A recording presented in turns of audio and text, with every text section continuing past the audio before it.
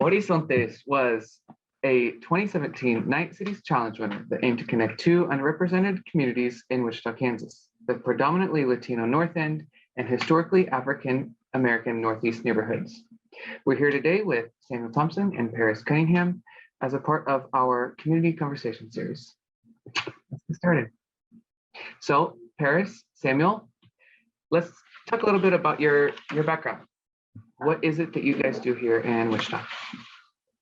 For sure. I'll let Paris go. Ladies first. I want to be a gentleman. So my name is Paris Cunningham, also known as Paris Jane, also known as Paris Jane Creates. And I am a musician, a graphic designer, a visual artist, and a storyteller here from Wichita.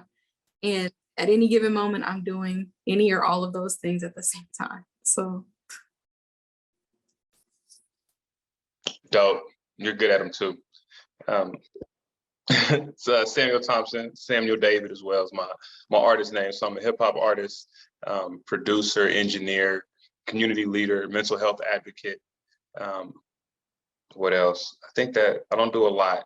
That might be the gist of it, but I do a lot in what I do in that respect. I gotta add husband, father, because those are my most important roles, and they help me be dope at the others. So. Mm-hmm. Yes. Totally. So can you guys tell us a little bit about growing up in Wichita as a creative? What was that like for you both? I'll go first. I think that for reference, I'm 27 years old. And so I grew up in like the 2000s, 2010s. That's so weird to say. But I grew up during that time here in Wichita. And so being a creative, I guess, that was kind of like after the 90s when there was like this really like great creative surge, I think, here in Wichita. And it was kind of like when everything was kind of being shifted and like kind of almost like snuffed out. And so being a visual, like I've always drawn or created things out of nothing since I was a kid, and I always sang.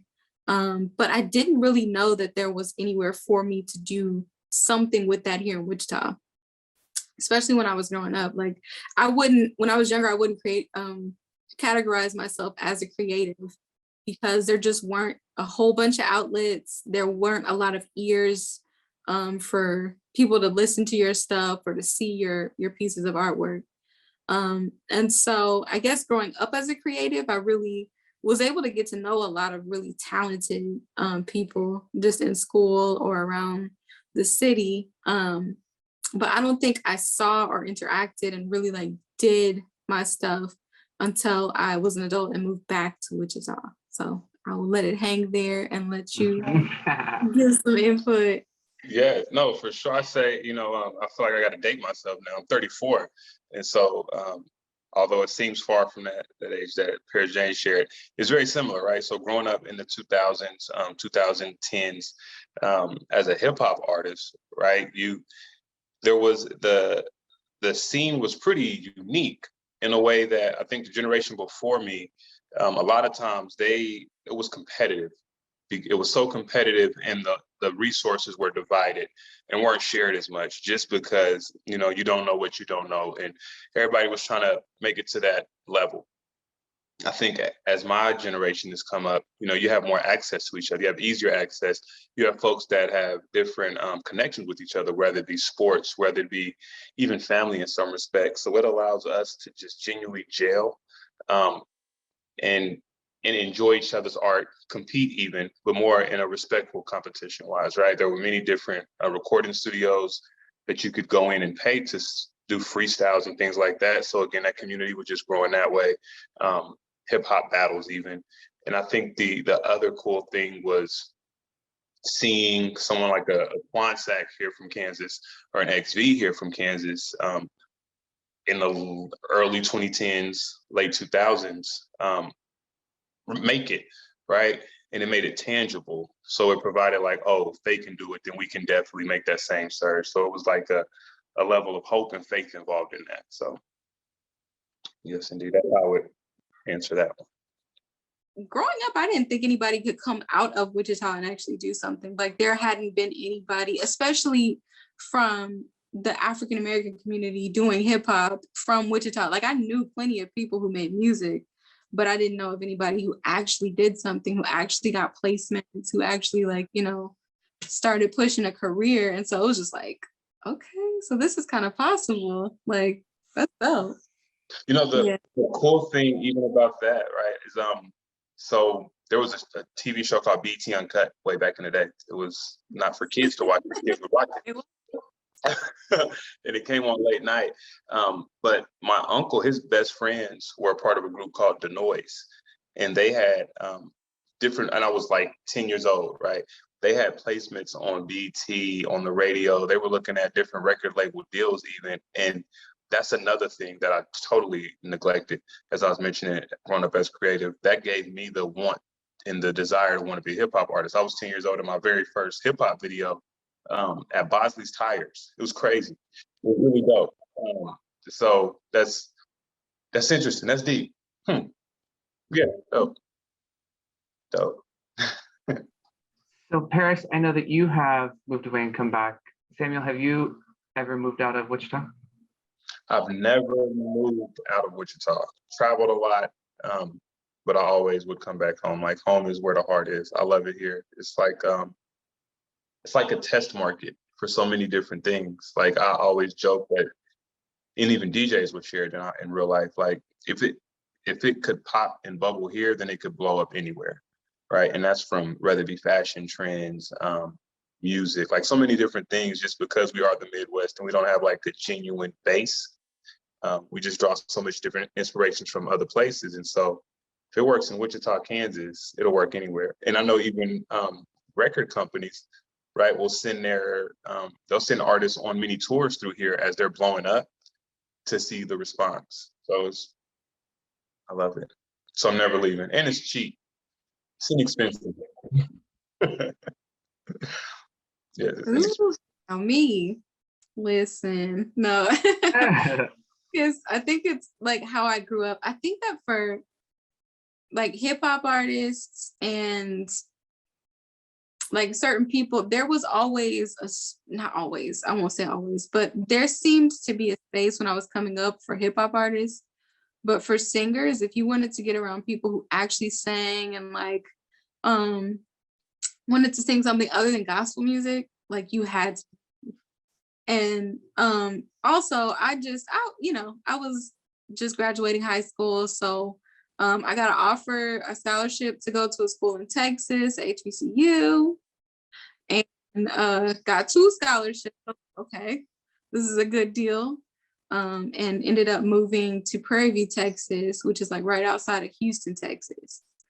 So I left. I was gone, of course, for 4 years for my undergraduate degree, then went on to Florida, Tallahassee, Florida, to Florida State. I was going to get a master's in art therapy and learned that I did not like being a therapist, but I liked creating artwork and I liked singing.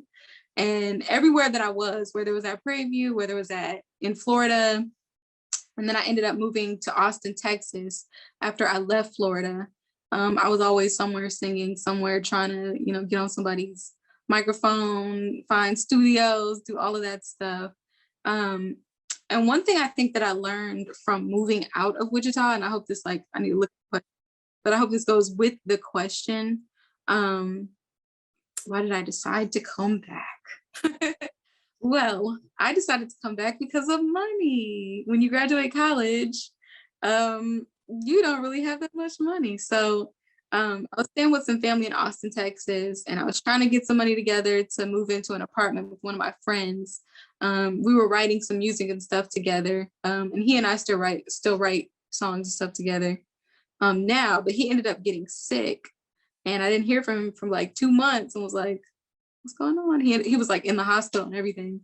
And so I ended up having to come back home because my roommate was, sick. So that's how I ended up back here. And I ended up staying because, after growing up and there not being a whole bunch of avenues for singers or even for graphic artists here in Wichita, like young graphic artists that aren't just trying to like make billboards or like campaign stuff for politicians.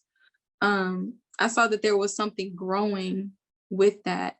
And I found a lot of people real quick, like one of my best friends in the world, her name is Monique Lynch. I hope she sees this because that would be super dope. She is a little sister to Maurice Anthony, who is also a hip hop artist from here and an engineer and all of that. And so I ended up connecting with him and making some music and creating some stuff. And I just kind of got, woven into the fabric of the people who are now on the scene and everything here in Wichita. So that's why I stayed. But will I leave again? It's possible. So that does feed well into the next question, which is, what are some of those opportunities that you have encountered in Wichita? I'll say, from a hip hop artist, and it's funny, just at the River Festival here in Kansas, Tank and the Bangers, I was having a conversation with them just as a group. We were all talking, and they were talking about different, I can't think of what they're called, but just bands getting together and just rocking out pretty much, right? And it reminded me that quick how here in Wichita, one of the biggest opportunities I would say is like ownership to venues, right? There's not a lot of people of color who own the venues to provide the platform. We definitely we've broken doors down and we're able to have access to these venues, but as far as like an ownership and really tailoring and curating the music part of it, right? I love what Anthony Joyner's doing with this art gallery, right? Because you've got a person of color who owns that space, and it's just real dope. And I would say that's probably the biggest opportunity I've seen it outside of getting folks bought in to being true fans of the music and showing support in that respect. I mean, you get a fair turnout at shows and things like that, but even Jesus had the issue, right? Where at home they didn't really love him that much, right? But getting folks to truly celebrate the artist and not the person that they know that's doing the art. If that makes sense. Yeah. That makes me think of something that I hear all the time. Oh my goodness. Like sometimes people here in Wichita get wrapped up in like a false sense of success because people they know are supporting them a whole bunch, but their stuff doesn't get out. But that's like a whole other conversation. As far as like opportunities that I've seen since being back here, I mean, like, I think it's really, really, well, I'll say one of my biggest opportunities, and probably like you were saying, just getting together and like making noise, making sounds, doing what you do with people who also do what you do, letting it flow, like have definitely been with After Dark and the Big Homies and all of that. Like those rehearsals have been just some of the best things ever. And just for context, After Dark and the Big Homies is a band by Jaden Fleming and Aaron Ane Garcia. And then there are the rest of us in there, depending on who's able to play. But there's a bass group of all of us, Joshua Davis, Jordan Lattimore, Miguel, I can't think of his name right now, Jose Estrada, like all of us. And I think that was one of the greatest opportunities when that band first kind of came together and they were trying to create more shows. They were kind of just like looking for people who could sing and wanted to be a part of it and wanted to be featured and everything. And that was just so dope. Like, and even Enjoy Fountain, her Jazzy Soul Night and stuff, like really, if you want to sing, you could probably just contact her. And, you could get on the roster for that night and rehearse and get to actually get experience with a live band. Like that's a whole different kind of thing as a performer. And like you were saying, Anthony Joyner, as far as on the art side, that's really, and Horizontes, really. When I came back home, I was bugging Armando, Minhares, and Kylie. I'm like, hey, y'all need help? Y'all can I paint something? Do y'all need some help? And eventually, like, they kind of gave me opportunity to help with that, and through them and through that, like my mom and everything, I met Anthony Joyner, and he's one of my good friends. And when he first was starting and building stuff out, I was able to work with him and his wife and another artist named Rachel Harris. We all created artwork together.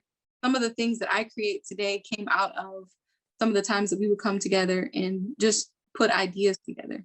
So I think Wichita is a really great place to find people who are where you are and to grow with those as well. So I said a lot, but. And I don't know if I'm breaking into a question, but just that, like the collaborative spaces, the collaborative talent here in Wichita is like, it's so dynamic. I mean, you mentioned Joy Fountain, who's an amazing singer, and then you add in her accolades, if you want to quote unquote, right, with the voice and things like that. You look at Rudy Love Jr., who is an amazing musician, right? You look at, I mean, just the access. You look at a lot of different folks who play instruments. I look at like Flex, and I could start naming names, and I'm not going to keep all the names up, but you look at the talent level, and combine that with the access. I don't know that a lot of cities have that same level of access to the talent. And I think that's amazingly dope. Like, even as hip hop artists, like I can call Paris, like, hey, you want to do this show? Can you do this show? I can call Jordan Lattimore, a Blake Warrior. I can call Fleming to put together and curate something. I can call up, I mean, it's just so much. It's so many dope folks here in this city. And I think, again, the platforms are working to get there, but the access, I mean, I don't know many cities where you can call the program director of the radio station a call away. You've got the vice president of one of the largest hip hop DJ coalitions here in town. It's just really interesting in this small city, the talent level and the access. So it's pretty dope. I just rambled, but I just had to say that out loud because it's really dope. Good, that was good. Most of my talking is rambling, so I'm perfect. Yeah. It's a creative thing. It's how creators work. We go, yeah. Do you think that Wichita is known as a hip hop city? And if it is, what? If it's not, why not? Like to the world outside of Wichita? Right. In like the larger US context. Heck no. They do not see us as a hip hop city. Now, there have been like artists who shouted Wichita out, like Nas has shouted Wichita out in songs, right? I just don't know that we're known as that city yet. And if I was to elaborate a little bit, I would say it's due to the lack of a identifiable sound. Right. So if I was to put like the artists that the city has decided are the hottest artists, none of those 5 or 10 make the same kind of music or have the same kind of sounds. And so with that, it's hard for the city to be a hip hop city because there's no sound of Wichita, but there's no sounds from Wichita, but there's not a Wichita sound. In that respect.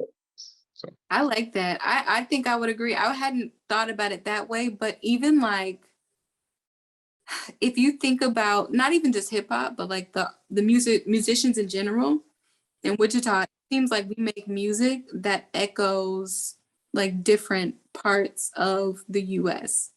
And so, yeah, I would agree. Like if we had a sound that came from Wichita that you could only get in Wichita or only get like in the Midwest, then we would probably have something. Yeah.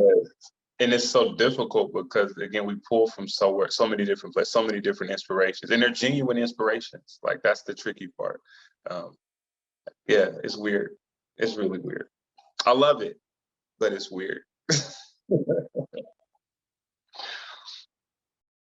Can you speak to some of the gaps that you've seen in the as a Black creative in Wichita? What are some of those gaps? I guess you talked about kind of platforms, less access, more platforms.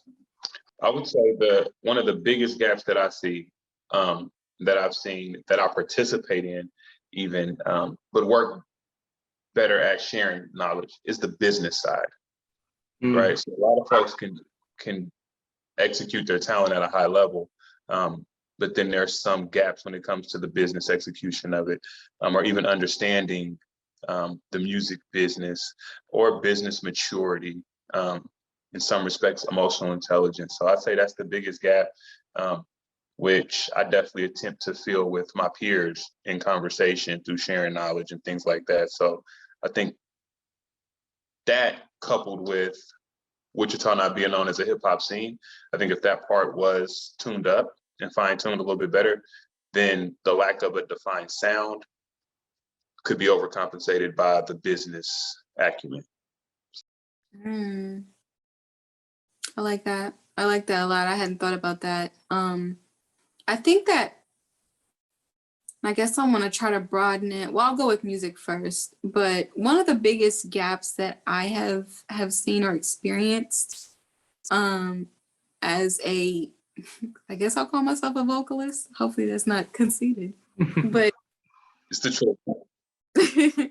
as a vocalist here in Wichita is that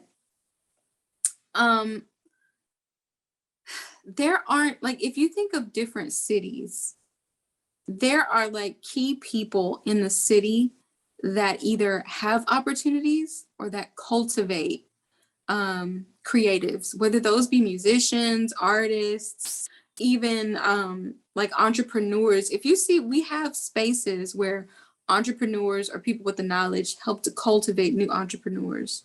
You can find a mentor for that. Or if you wanted to get into even like, you know, manufacturing, that kind of business, you could find a mentor for that. Like there are people, key people you'd go to if you wanted to go somewhere with that. As far as music here in Wichita, like there aren't the people who have the knowledge or that have been in those, like who have gotten to certain places, kind of, even if they live here, kind of just fall back. They just kind of fade into the background. And like without the platforms or the people who are there to kind of give those opportunities or to give those pointers or develop new artists, there are a lot of talented people that just kind of fall by the wayside and end up, you know, just going into service jobs or, you know, something that doesn't really serve their purpose because they didn't have the visibility to see somebody who could do that, or they had to leave, or, you know, something like that. I know for myself, like I really wish when I was coming up, there was something or someone that, like, you know, I could be like, I really want to sing. I don't know how to start. I don't know what to do. You know, but here's what I got. And then they could help like build you up. There's that like weird gap. And then like Sam said, platforms, like if we had places, especially for Black creatives, if we had places to consistently show our stuff, whether that's music or art or anything else, and there be like, how can I explain it? It's not just everybody doing everything in one place. Like there are different sections for different things. Like you do hip hop, you know, you're able to go show it here and you get into these, you know, circles. You do artwork, you get to these places and you go through these channels. It's kind of like we're all just in one network. You know, I know your cousin and I'm having this expo, come over here and do this show. And then there's not really any mobility outside of that. Like you end up getting stuck under the, oh, that's Paris. She sings the National Black Anthem. We're going to ask her to sing it for every event where we're having people sing it, you know? And yeah, so I don't know. Hopefully that makes sense. You make me think a great analogy I would give, and I talk hip hop everything, like hip hop raised me. That's like my college. But when I think to the Wichita scene and just everything you just mentioned, Paris, it makes me think of like Wichita is like hip hop when it first started. Right? Everybody is connected. Everybody's extremely passionate about their art and about what they're creating. There are no funds to support those that are creating, because we know that as a creative, it's really like, it's a working man's job. It's a 9 to 5 on top of whatever 9 to 5 you have to also provide for you to be able to extend out from a creative space. And a lot of times, I mean, keep it honest, right? A lot of different areas and scenes, they have whether it be investors that are from the streets that are investing drug money, or they have different tastemakers and shot callers that are connected in a major way to provide platforms from a financial standpoint. I mean, I have conversations with rap dudes all the time, and that's one thing that nobody ever considers. It's like a hamster wheel. We're turning, but it takes marketing dollars, it takes promotional materials. And we're now at a space, I would say, that we have a marketing department, quote unquote, and Jaden Fleming, right? And I think the way that Jaden has extended himself out to different artists, to different creatives, to really market, push, and taste-make what they're creating, to give it a broader look, has been helpful. And as we continue to cultivate that, on top of finding the money to put behind it, it'll change the way the city moves, I think. And I put that back to the business piece of it, because that's business. Business is money. Money is business. Money talks. Money gets people to listen. So yeah.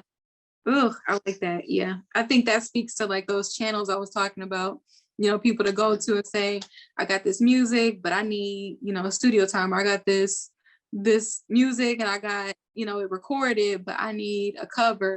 I need a way for people to hear it, places to perform this. I need, to figure out who my fan base is, how to do that.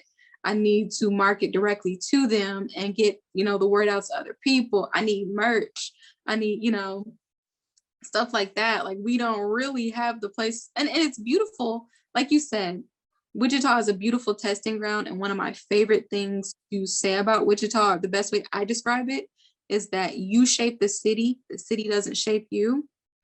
And I think that that's a wonderful characteristic of this city, because whatever you want to do, you can make a space for it. But after a while, there does need to be that upward structure that gives you a place to say, hey, I have molded this thing. Now, how do we solidify it? Yes. Yeah. Oh, you're preaching. It's real. That's real. So I think that feeds into the next one really well. What excites you about the future of Black creative community in Wichita? Where does it seem like all of this is headed? I would say the same gaps. I truly see being filled by current generation and generation coming up after that, right? Because the access of resources is much different. The internet breaks the doors down in a significant way. But people are looking at, I think for the first time, going back to hip hop artists, right? For the first time, I've seen many different artists that also have managers, that have teams and collectives that are exercising whatever their talent might be outside of the art, right? It's like this morning, rest in peace to Rudy Love. I attended Rudy Love Sr.'s funeral this morning.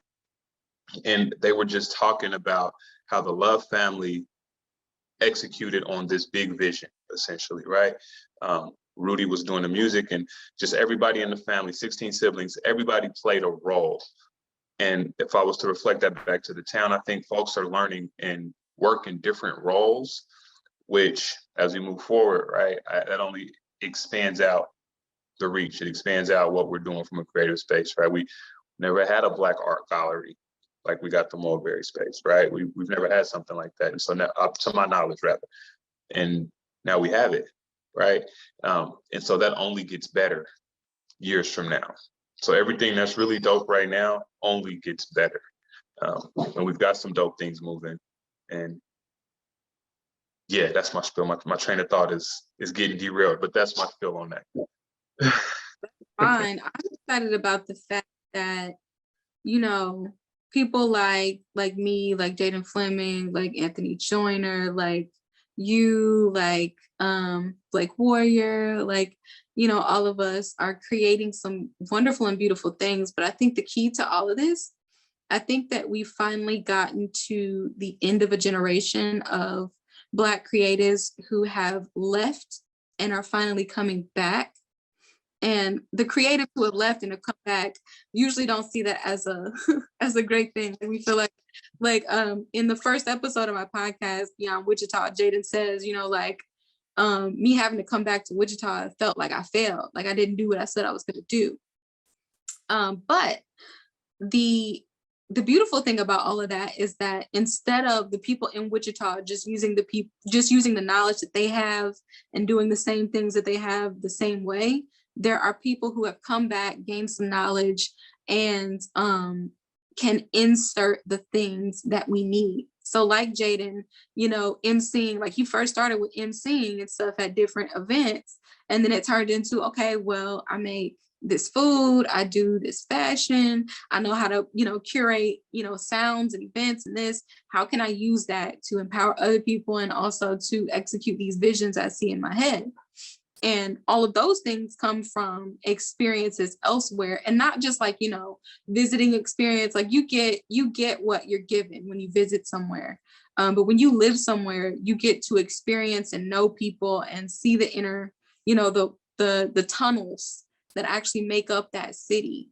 And when you bring that back to some place that is ready for that infrastructure, it's like a seed. It sprouts everywhere. Like there are new places, there's fertile ground for that to be cultivated and watered and grown. And I think that we're at the beginning of that generation of creatives. And as long as we continue to open up spaces and use the things, instead of just kind of harping on, we don't have this, we don't have that. Like if we see who has the ability to, okay, a lot about real estate, well, how can we use that to get venues? And how can we put people in these venues that actually want to know how to do these things? So we have people that last, and then we can get artists into these different places. Like we can really build up this beautiful landscape for Black creatives in the city that once was there. I really feel like it once was there. Like, back in the 60s, 70s, 80s, like there were places for people to do stuff, and then those things got taken away. And we can, instead of doing it the way that it was done, we can build up a new way and set a new direction and a new path. And I think that that's super dope. Wow.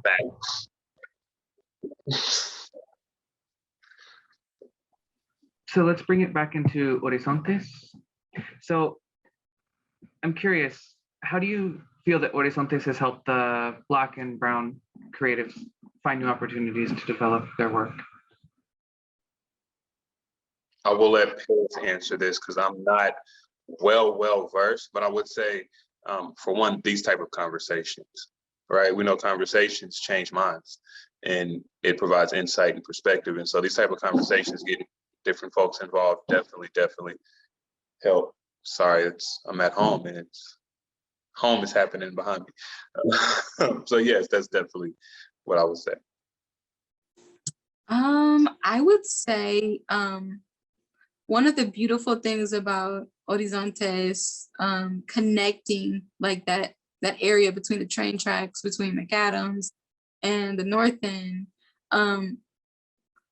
I think that the basis of it, like you said, conversations have happened. And also we have been able to see like how similar our communities are. And it's open channels from my perspective, for stories to be shared across those borders without the kind of barrier of being misunderstood being there. It established like a basis of we're really more similar than we are different. And I don't think we ever thought we were different, but in Wichita, when you live in one part of the city, like you got your grocery store, you got your barbershop, your hair salon, you got, the places you go, the places you frequent are the places you stay. But I think sharing the artwork, sharing food, sharing stories has really bridged something there. And, for example, like the music community, like if you look at the big homies in our band, like it's a perfect, I think, example of that, because we have, like you said, Flex or Mr. Brent. We have him, we have Dr. Davis, Short Lattimore, me, Aaron Garcia, Jaden, all of that, like all of us from the African American community. But then we also have Josue Estrada, Miguel, we have Oscar, who plays the saxophone. And then, you know, at any given moment, we can have somebody come in if we need a special featured instrument there.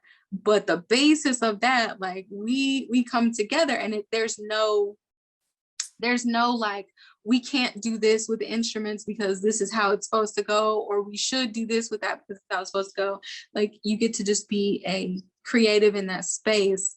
And, you know, I'm not necessarily saying like Horizontes made, like, that was a direct, you know, connection because of Horizontes, but I really do think that the visibility of artists from those two communities was opened, and was more so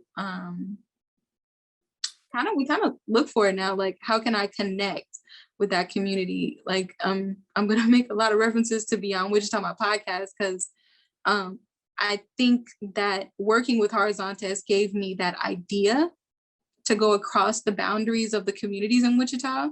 And that's what my first season was about. And so, you know, one of the stories is from Angela Martinez, who is an advocate for the North End, for the Brown community here in Wichita.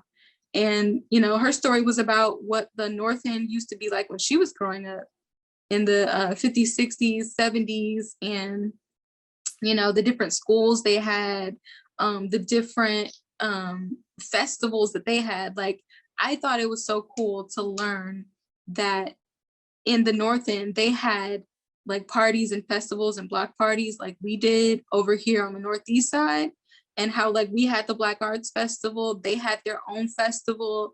And like, there's just so many things happening in the city that we don't know about, which is crazy because this is not like a huge city.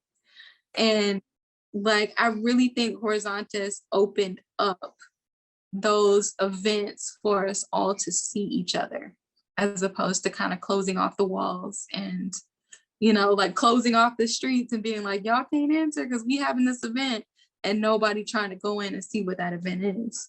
So. Mm-hmm. Mm-hmm. Okay. Well, I think we've really hit a lot of those good marks. This is good. So we'll kind of wrap up with that essential question. What is on your horizon? What's coming up for the both of you? I will shameless, I guess it's a warranted because you asked me. No, November 27th, I'm having a concert called Samuel David and Friends Friendsgiving, which is going to be pretty fun. I'm just bringing a bunch of different artist friends of mine to perform songs we have together, as well as some will have their own solo set. I'll have my solo set as well at Wave. Like I said, November 27th, doors open at 7, show starts at 9. And just working on different music, helping different artists with different music as well, just to shape and tune things up. So it's the biggest thing on my horizon. That's stuff. Oh, one more thing I have to say. Sorry, I totally forgot. The same day, November 27th, Small Business Saturday at, I just lost the name of the venue. And I'm going to drive myself crazy for that. But Small Business Saturday, so definitely, if you're watching, at the center, Bringing It Black is presenting Small Business Saturday, and it'll be not only small businesses, but primarily minority-owned businesses. So that'd be pretty awesome. Ooh, okay. I'm gonna ask a question in this because whoever's watching this might want to know, and I want to know, how, if you're a small business, how could you get a booth there? Grand question. So Bringing It Black, or BIB, is an organization put together by Danielle Johnson, Autumn Black, and my wife, Felicia Thompson. So if you reach out to either three of those ladies via Facebook, you can definitely get more information on how to become a vendor. Yeah, it's going up. Great question. Sure. So that leads into mine. I have a lot of things in my horizon. I'm currently organizing those things. So recently, I was the curator at the Kansas African American Museum.